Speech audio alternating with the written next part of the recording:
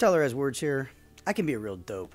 For instance, yesterday when I tried to run 4 miles, and about mile 2, I started feeling something right in this section, and in my leg, and I was like, what were you thinking, man?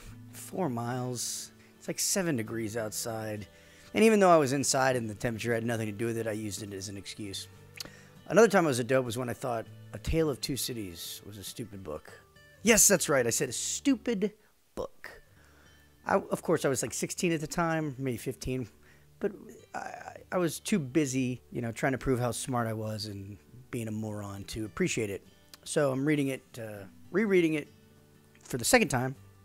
And I'm going over it today. And I had to just stop down and say, let's just read this and think about it for a second. Okay, I listened to this podcast on the French Revolution. It took me about, it took like 20 hours of my life. But I was busy doing other things. Very complicated subject. But here we have Charles Dickens. It's the 1790s. There's a bloody revolution going on. Regime change. All kinds of stuff. But I'm going to read basically one passage. There's no dialogue. It's just Dickens doing his summations. And you can tell he's really having some fun here. So let's get into it. Quote. All right. Well, actually, unquote.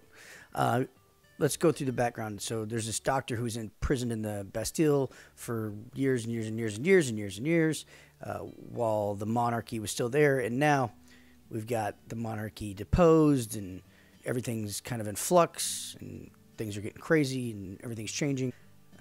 It's very complicated, but I love the way he sums it up here, and that's why I'm just going to do this and talk about how good he is with his words and how much, even though it's a really morbid kind of subject, he's having good fun with it in a, prose type way. The doctor who was the guy in the prison is now the guy trying to get his wife's husband out of prison, and it creates this kind of really, really interesting situation plot-wise. And I don't think that's what I give this book enough credit for. I thought it was just him droning on about some guy's shoes. But no, it's very plot awesome. I mean, this thing is cool. So, anyways, quote, but though the doctor had tried hard and never ceased trying to get Charles Darnay set at liberty, or at least to get him brought to trial, the public current of the time set too strong and fast for him. The new era began. The king was tried, doomed, and beheaded. The Republic of Liberty, Equality, Fraternity, or Death declared for victory or death against the world in arms. The black flag waved night and day from the great towers of Notre Dame.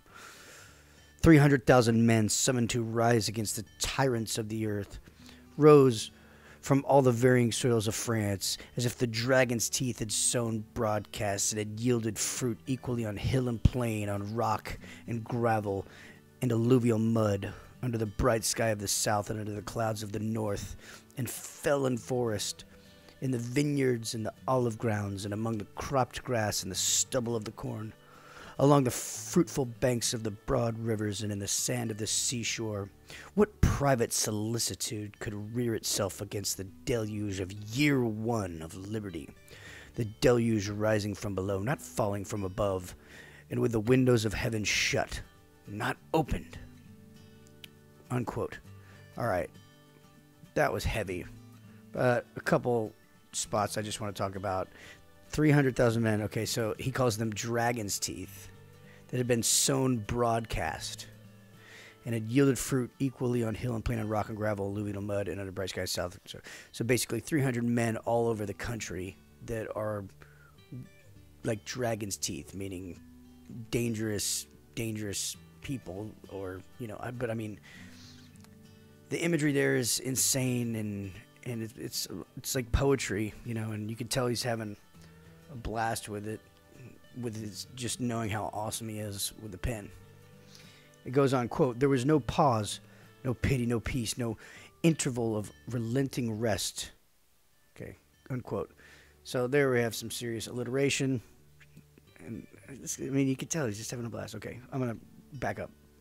Quote, there was no pause, no pity, no peace, no interval of relenting rest, no measurement of time.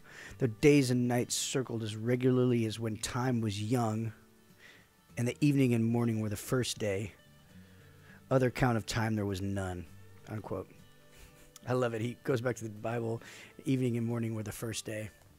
So ever since time began, basically he's saying time had not changed, yet time was changed because this new regime of danger, and everybody's looking over their shoulder, and the 300,000 men rising up from the ground, and the deluge is coming from hell and not from heaven. And pretty interesting stuff, and a pretty good summation of a time period that was fraught with danger and giant historical significance. But hey, you don't have to read a history book anymore because I just read you that. Anyway, some good prose from Mr. Charles Dickens. Yeah, he says a lot of words where he could probably just say like maybe 30. I don't know why I picked 30, but pretty neat and pretty descriptive way and interesting way of talking about it. The cool thing about this book is that he's not really for one side or the other. Right now, it's the crappy psychopaths in the French Revolution that are guillotine happy, ready to cut off people's heads by the thousands.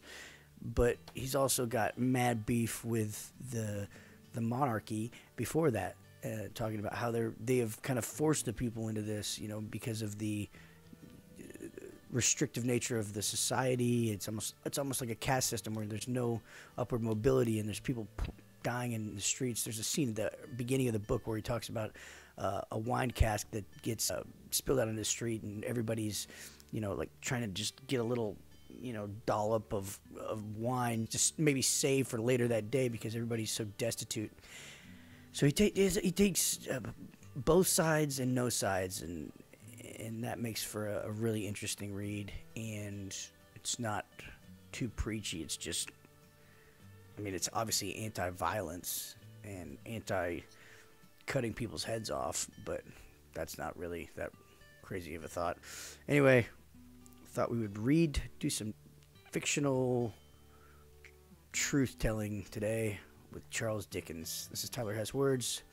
Hit my links, read my books. See you after. Peace.